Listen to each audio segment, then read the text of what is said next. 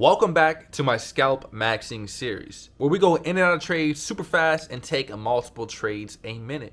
Except today, and actually these past few weeks, we have been taking one single trade and maximizing it. What I mean by that is holding the trade as long as I can. A month ago, 2 months ago, I was scalping.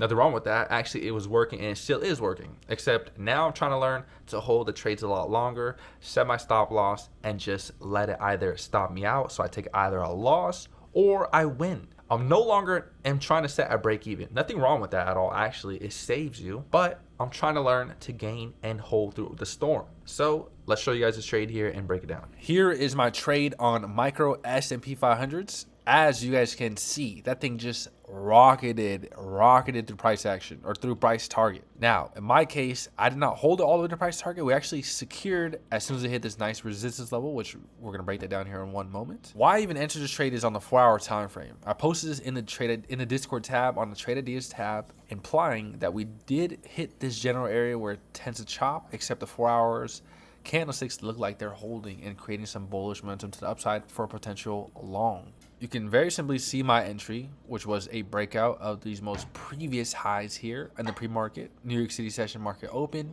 and it just held. All I did was set a stop loss of $250.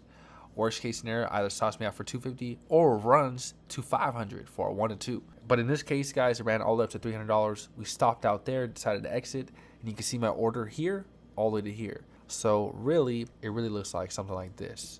Essentially a 1-to-1 in a way, but very solid trade. That is just a very simple breakdown here, and look at what market's kind of doing now. This is essentially a break and retest here. So that being said, hope you guys found this video helpful, and let's continue on and update you guys with how tomorrow reacts.